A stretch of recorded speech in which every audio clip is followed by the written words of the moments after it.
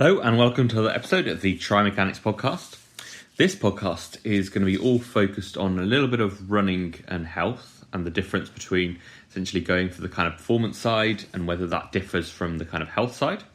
And then I'm going to shift completely a different direction and talk a little bit about supplements. There's been a lot of stuff about supplements recently from all these different directions, and I'm going to give you my take, my experience with supplements, and where I think they fit in or where they don't fit in terms of your general life and essentially on the kind of athletic performance side of things.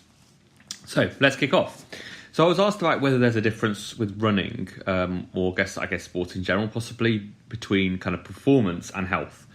So we often think about running and exercise as being something that is healthy, and I often essentially stop people on this and say that actually the exercise itself is generally, not unhealthy, but the point being is that the exercise is actually a kind of damaging stimulus, shall we say. It's stressful, it creates more oxidation. Now, we're all worried about things like oxidation now. So if you come across that, it's this idea that when you create energy, when you respire within your cell, you create what's called free radicals. Essentially, this basically what they have, what's essentially happened is that they are an oxygen species that needs a hydrogen. And basically it's going to bounce around the cell until it gets that. And antioxidants are there to sit and basically provide, they're called reducing, and they provide the hydrogen to stop that basically oxidized molecule from bouncing around the cell, damaging things that might be very, very, essentially very sensitive. So the biggest one we worry about is it damaging the cell DNA.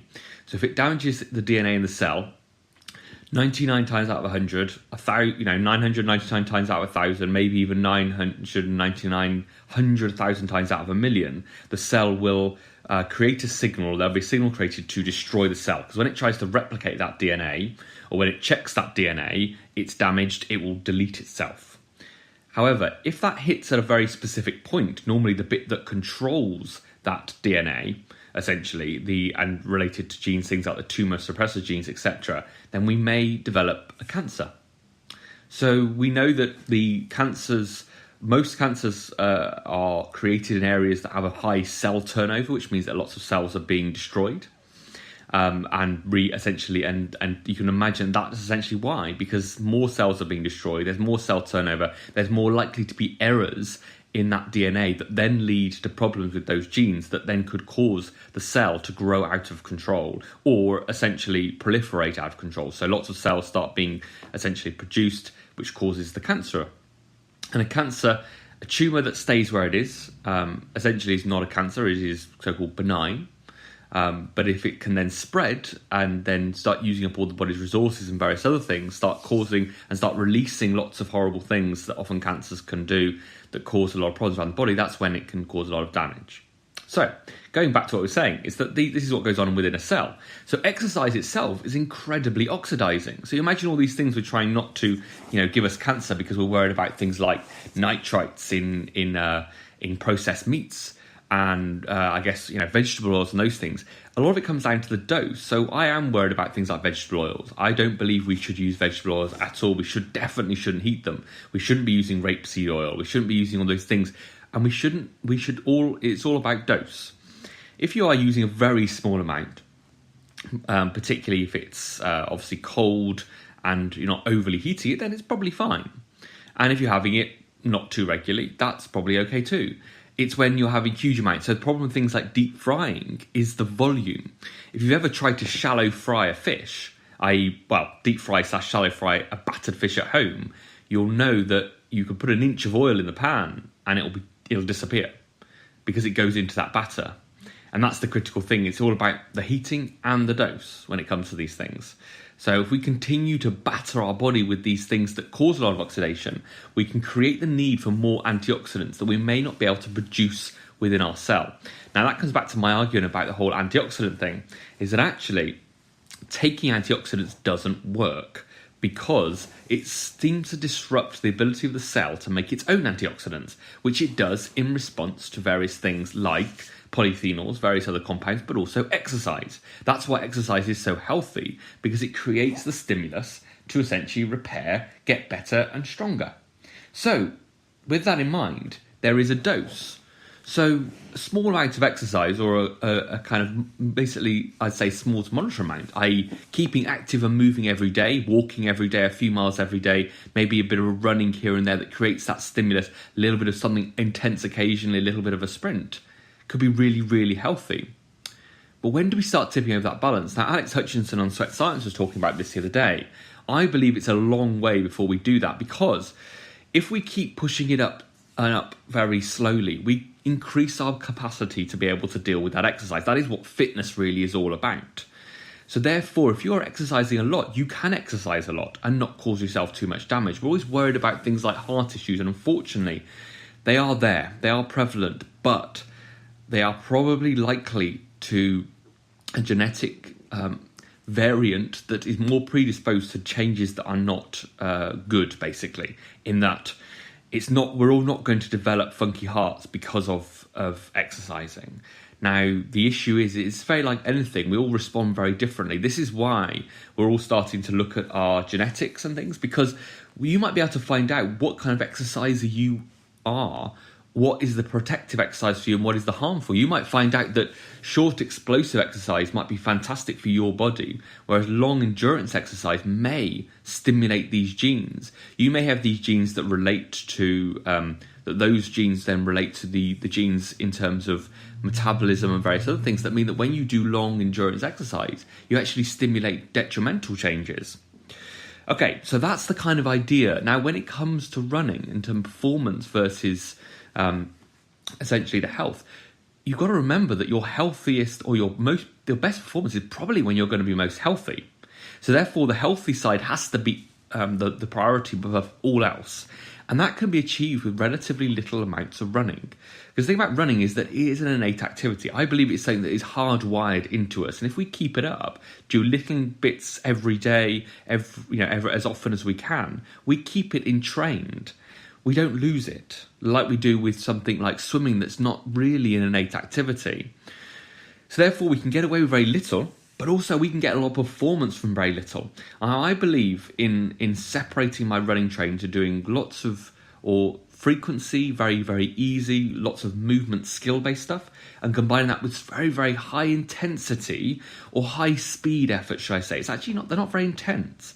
The intensity isn't very high because actually you're only doing them for 30 seconds, 40 seconds, and it's not intense enough almost to get you out of breath, but it is at a high speed, and that focuses on that control element and focuses on the elastic recoil and all those elements that keep things ticking over.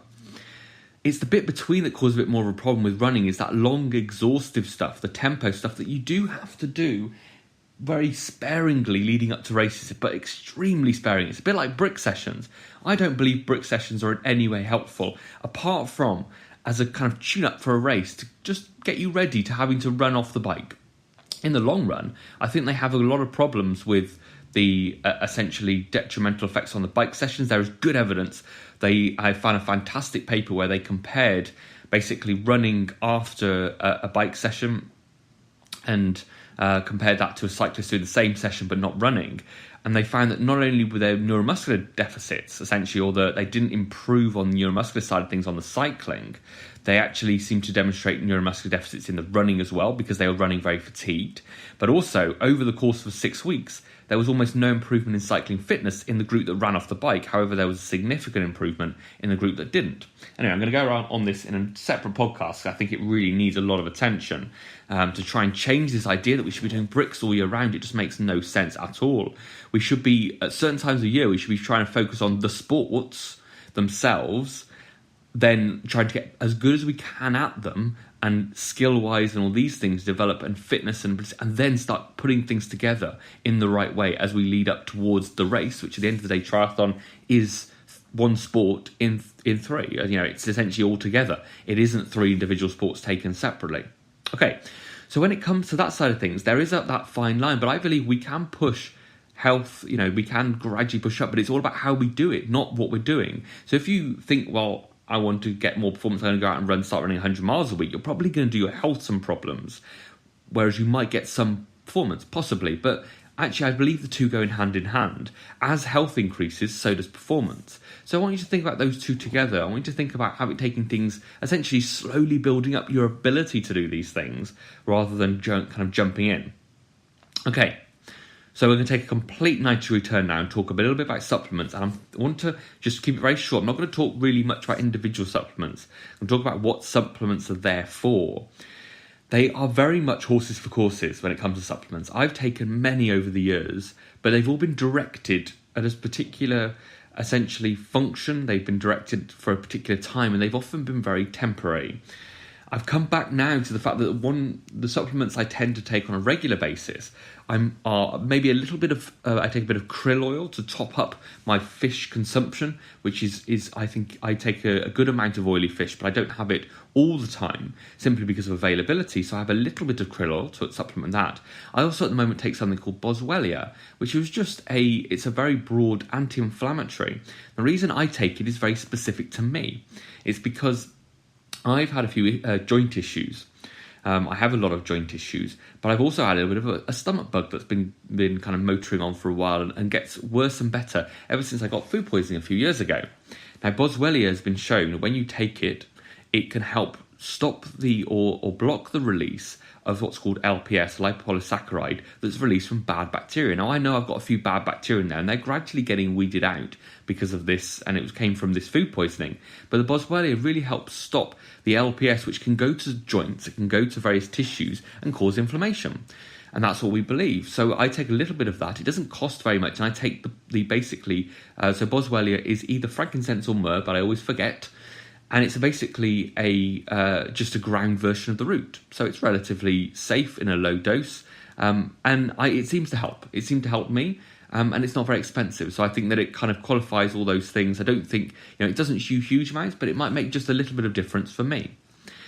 In terms of other supplements, I used to supplement vitamin D, and I now do that with a little bit of caution because there is evidence that we are supposed to drop our vitamin D a bit more in the winter because that's naturally what's meant to happen. But again, it's a timing thing. I tend to try and get out more in the sun. I try and do that side of things. And if I can't, then I have a very small dose of vitamin D kind of as a top-up. So it's all about thinking about these things in your own specific kind of situations. And when you need them, it's a little bit like taking any kind of medication. We don't supplement with paracetamol all the time, yet we take it when we're in a bit of pain. And it's the same with all these supplements. The reason they sometimes work for some people and not for others is because everyone may or may not need them. A lot of people take a multivitamin. I don't think that's the worst thing in the world because actually it covers a few of those bases that actually you may be missing out because our diets aren't fantastic really anymore. We have a very high refined food diet whether we like it or not. But also a lot of the foods that we're taking, as we said before, are relatively poor quality now. With factory farming our basically everything, from our animals to our plants. And that probably leads to them being relatively nutrient poor. That's the thing, is that we used to eat a lot of animals and the various parts of the animal, like the offal and things that house a lot of vitamins. The animal itself had turned the light and the grass and things into its own vitamins, but we don't really eat those anymore. So if you are eating liver and you are eating, liver, kidneys, various other, thymus and various other glands and all these things, then yes, you're probably absolutely fine and you don't need any of those things. But it helps us possibly add a bit in. But I went full circle because I started doing a lot of supplements and actually thinking that, well, these got a lot of things in them that aren't really very good. They've got a lot of fillers in that actually things like magnesium stearate is actually in very small doses maybe damaging the gut microbiome, which obviously I was really hot on because of my issues that I'd had. So whether I stopped taking any of these kind of tablets and things and started thinking, where can I get this from my real food? So I started making sure I'm having things like lentils that have been soaked for a few days that are very high in B vitamins, very high in folate, real folate, not folic acid, which actually most people don't really tolerate very well, or it's not actually really very good for us in the folic acid form. We're much better off getting it from lentils because it's folate, and we can then sort out what we actually do with it. Taking things like a little bit of maybe glycine, because the glycine is the amino acid that we don't get a lot of, because I don't eat a lot of chicken skin, because I have a bit of the skin, but I don't tend to have a lot of the fat beneath it because it's quite inflammatory, particularly when it's been crisped up. So I tend to not like that. So I tend to have a little bit of glycine as a top-up, just to basically replace the fact that I'm not making a bone broth every day. So it's these little add-ins that we can do, but I only take small amounts, but I do it to kind of top up as opposed to replacing food. So it's thinking about these things like B vitamins as well. I've discovered nutritional yeast, which is fantastic. It's like these cheesy flakes. They taste really nice on lots of different foods, and they're a great source of B vitamins, but they're very natural.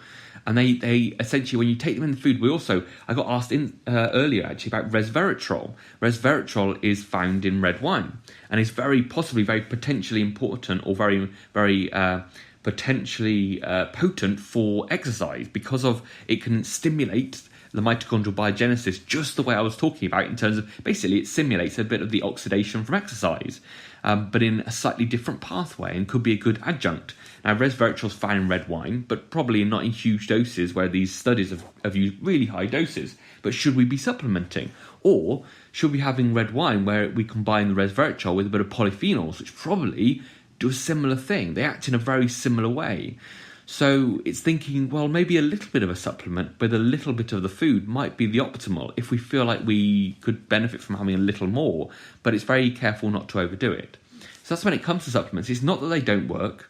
It's very much choosing what might work for you, testing to see whether it makes you feel any better, but also going for small amounts of very high quality, as opposed to these ones full of nasty ingredients and fillers. But also, the thing about supplements is that you don't exactly know what's in there. They're white powders. When you're taking, you know what a food is, you know what it tastes like, all these things. You don't know what this white powder's got in it. You hope they put in it what they say they put in it. And that's why it's always best to go to reputable companies. It's worth paying a little more to basically have an analysis and a guarantee that not only are you getting what's in there, but you're not getting what you hope isn't in there, which actually could be a banned substance. And then what happens is, you do really well, you go to a race, you go to a big Ironman, and they just so happen to test you, and it turns out that supplement was laced with something by accident or by on purpose. There's something that then you're banned, and all these things. These have happened multiple times, and people have come back and they've complained about the supplement. But if they can't prove it, they've got no leg to stand on. And also, you're essentially going to be basically guilty until you can prove your case, and even then you're still going to be shown up as being guilty. A lot of people are going to believe that, so it's not really worth the risk, particularly if it's a supplement that you don't know whether it really helps or not. So think about food first, and then try and find if there's any little gaps maybe in your diet, particularly if you're an athlete, because the gaps can be amplified by exercise and by the recovery from exercise, and go from there. Thank you very much for listening. If you like these podcasts, please keep on listening, share them with other people. We've been on a few other podcasts recently, so have a listen to the Primal Endurance one, talking more about the kind of primal side of running and movement and that side of things. And we've also been on the Triathlon Show, really great podcast with Michael. I've got part one talking a bit about biomechanics, shoes and the myths and those side of things. Find out more of us on Twitter. We're on Twitter under Trimechanics. We are under Facebook as Trimechanics. Our website is www.trimechanics.co.uk. So find any more information about there. We offer essentially studio-based running analysis. We also offer coaching, both on the running and the triathlon side of things. It's a lot more kind of consultancy based in that it works with you rather than providing just cookie cutter training plans. We actually work with how you can develop yourself as an athlete, with the idea that at some point in the future, you won't need us anymore. That's the critical thing. We're trying to educate you so you can do it yourself and really enjoy the process of doing it yourself. So find out more about us there. And again, if you like these, please leave some comments. As with everything, reviews, more than anything it seems, and iTunes reviews of the podcast would be absolutely fantastic if you like it. So if you really feel compelled and you really like it, then please leave that review. I might start reading the reviews out if on the show, if people start leaving them. So if you want to get read out, then please leave a review. Thank you very much, and goodbye.